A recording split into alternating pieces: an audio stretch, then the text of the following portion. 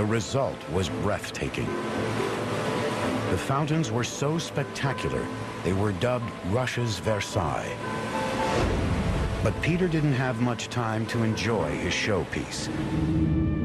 In 1725, after wading into freezing water to save a drowning sailor, the great Peter took ill and died. By the end of his reign, Peter had taken Russia from a backward, isolated country to a state-of-the-art empire. But the job was far from done. It would be the ambitious and tenacious German wife of Peter's grandson who would complete St. Petersburg's transformation from a naval fort to the glittering capital we recognize today. Her name was Catherine the Great. Catherine comes to power in the year 1762 by overthrowing her husband, who had been the Russian emperor for only 6 months. And she was able to quite easily topple him. With her power secure, Catherine picks up where Peter the Great left off, transforming Russia into a world power. As a foreigner, as a European, she virtually completed the process of Europeanization, which Peter the Great had begun at the beginning of the century. In fact, Catherine regarded herself as Peter's rightful heir. In the 18th century, in order to be a successful monarch, you had to expand your territory, and this Catherine did brilliantly. Catherine annexed some 200,000 square miles of territory, adding vast new wealth to Russia's coffers and expanding the empire to its greatest lengths to date. Second, you were to introduce a wide-ranging program of reform, and this she did. On the home front, Catherine used her new wealth to modernize her city. She was one of the first Russian rulers to address the squalid living conditions of Russia's poor, with plans for hospitals, sanitation, services, and schools. Catherine, during her reign, set up architectural norms for the building of new towns, and she did, in fact, build 216 new towns, complete with plans for how the grid should be laid out, how the central square should be laid out, what kind of facades there should be, what kind of materials should be used in construction. But Catherine's most prestigious building project was the renovation of her royal residence, the empire's most extravagant monument to self-indulgence, the Winter Palace. The Winter Palace was 3 stories high and 650 feet long. The entire exterior was decorated in more than 200 columns and over 150 carved statues. Inside, it contained more than 500 rooms, almost 4 times the number of rooms in the White House. Over the course of her reign, Catherine spearheaded a building boom unlike any the empire had ever seen.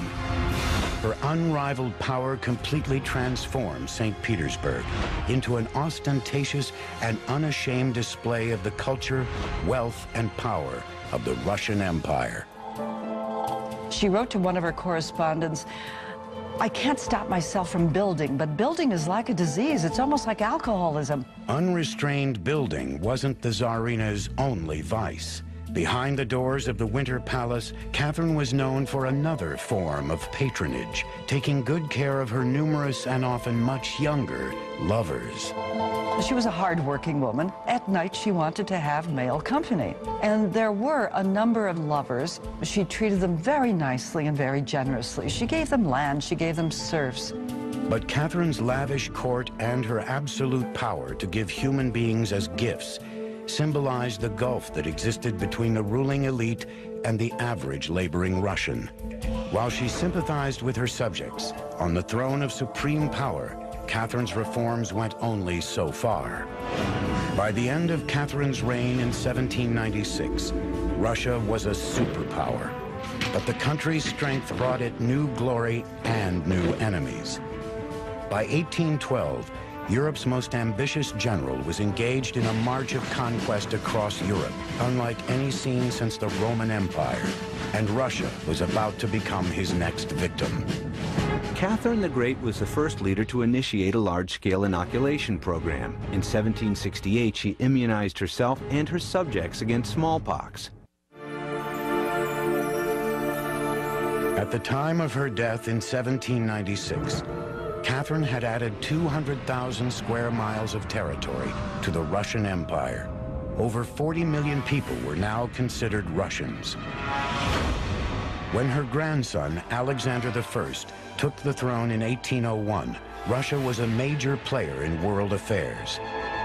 This made Russia an alluring trophy for Europe's most dangerous general, Napoleon Bonaparte. And in 1812, Tsar Alexander would face a challenge unseen in Russia since the Mongol invasion 6 centuries earlier. Napoleon posed a considerable threat to Russia. He had already brought virtually all of Europe under his control. Napoleon entered Russia with an unprecedented army of over 500,000 men. The Russians knew they could not stop this army on the battlefield, so they adopted a tactic of strategic retreat, burning the countryside to starve out Napoleon's troops as they pushed toward Moscow. Once in the capital, Napoleon would realize he had underestimated the steely resolve of the Russian Tsar.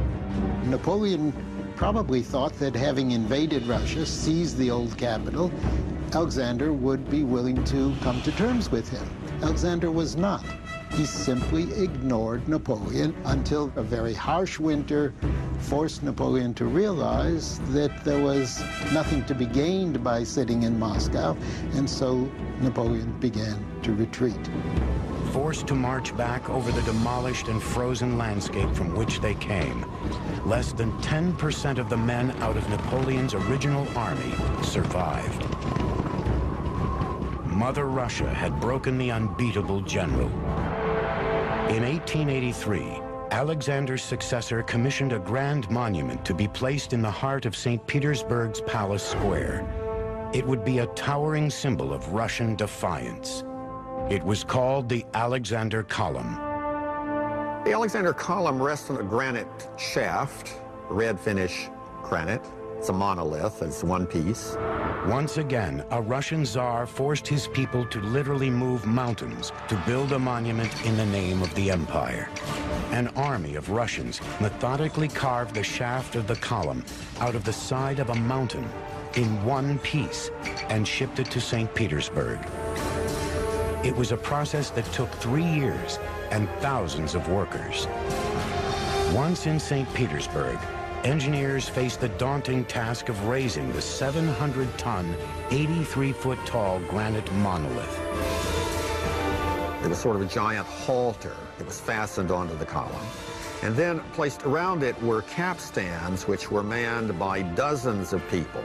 And at a given signal, they would all move, and through a pulley system, the column would gradually move upward and fall into the place that had been prepared for it on the base. Today, the column remains freestanding on its pedestal at a full height of 155 feet. It has proved to be absolutely perfectly engineered. Napoleon's collapse eliminated any threat to Russia's status as the world's largest overland empire. By the turn of the 19th century, Russia stretched 6,000 miles from the Baltic Sea in the west to the Pacific in the east, and all the way to Alaska. It consisted of 1/6 of the world's landmass, crossed 15 time zones, and under a new Tsar, it would continue expanding. And Nicholas II, because of his early experience traveling in Asia, the first of the Tsars to travel to Asian destinations, took into his reign a real conviction that Russia's future lay on the Pacific.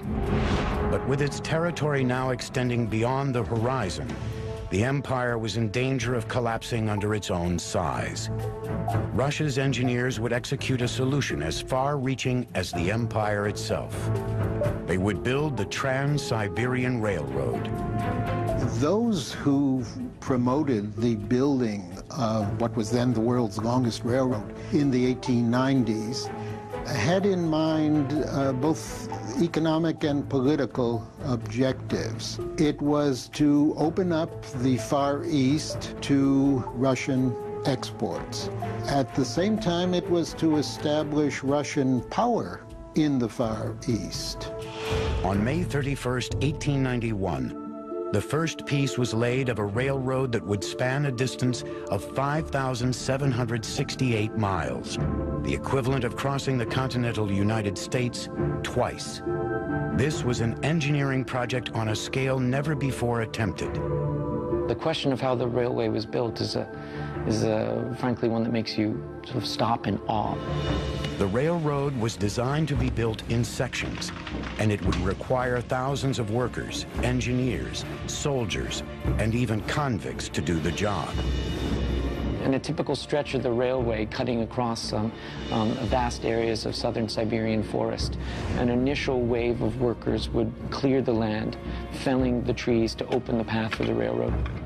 Then a great deal of labor would go into building necessary earth bulwarks to raise the rails. Then once the woods were cleared and the bulwark was established, the rails would be brought in and laid. Transporting supplies to these remote sites would prove to be a major challenge. After all, the railroad did not yet exist. Tracks had to be laid piecemeal so that workers could use the emerging railroad to transport steel from the west and continue building section by section. And this process was repeated week after week, month after month, over all the years of the late imperial period. The endless toil broke the backs of Russia's workers.